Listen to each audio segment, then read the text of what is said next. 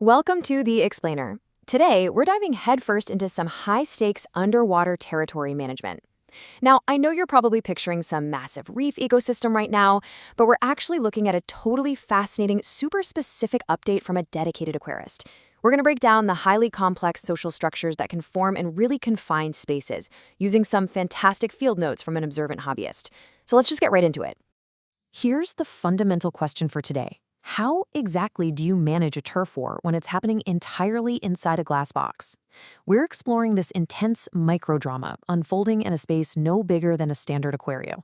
It really makes you wonder, right? How do you handle a standoff when your inhabitants literally have nowhere else to go? There are no borders to cross, no distant waters to migrate to. It's a completely closed loop, which means every single square inch of space matters. Our source material today comes straight from a blog post titled Notes-on-Fishkeeping, Part 314. This was published on August 11th, 2026 by an aquarist named Ang. And what's so great about Ang's notes is how they just perfectly captured the gritty, day-to-day realities of managing these miniature ecosystems.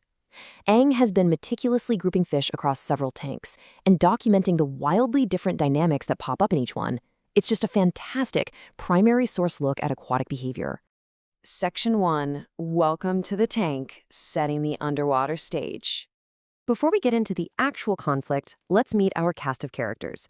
We're focusing on the Kribensis Cichlid, or pelvicachromis-pulcher. Now, as I'm sure you already know, this species is legendary in the hobby for its vibrant personality and, frankly, its intense territorial instincts. When aquarists like Ang put these cichlids together, they get a front row seat to highly complex social hierarchies taking shape right before their eyes. The core of this entire microdrama really comes down to the number 3. In this specific tank, Ang is observing an isolated population of exactly 3 fish, 2 males and 1 female. And you know how it goes. Anytime you have an uneven ratio like that with a highly territorial species, you are looking at an absolute recipe for tension. Moving on to Section 2. The underwater turf war, real estate disputes in the aquarium. So, with such limited space, a fierce real estate dispute has essentially divided the tank into 2 distinct neighborhoods. On one side, you have the alpha male's domain. This lone alpha has claimed and is aggressively guarding the absolute best spot in the tank, an artificial terracotta pot cave. It's prime real estate. On the other side, we have the bonded pairs domain.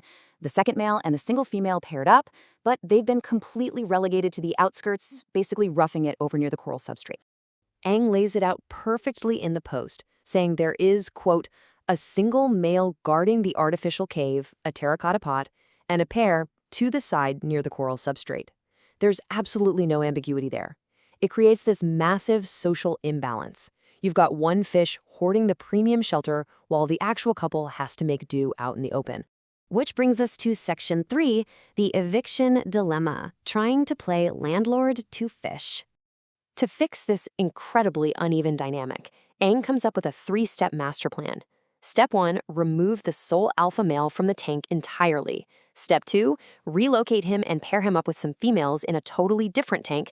And Step 3, let the existing bonded pair finally move into that premium artificial cave as the new tenants. It makes perfect sense, right? It's a totally logical eviction designed to promote breeding for everyone involved. But, well, as any seasoned aquarist knows, perfectly logical plans mean absolutely nothing to the fish. Here's the roadblock.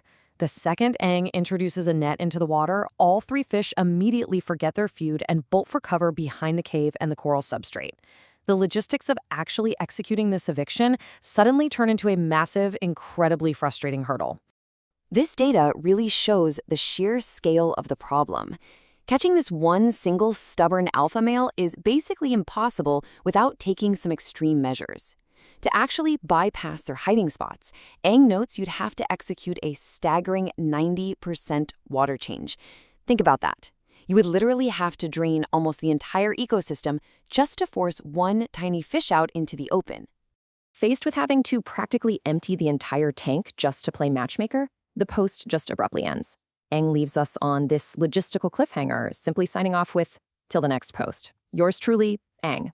And honestly, it perfectly captures that feeling of absolute exasperation. Anyone who's ever tried to manage a delicate ecosystem, or let's be real, even just manage a stubborn team of people, knows exactly how it feels to hit a brick wall and just have to step away. So that leaves us with a final thought to chew on. How far would you go, and exactly how much water would you be willing to drain just to orchestrate the perfect underwater neighborhood? It really makes us question our role as hobbyists. Nature has its own stubborn rules, and sometimes trying to enforce our perfect little plans means draining the whole tank. Thanks for hanging out with me for this explainer.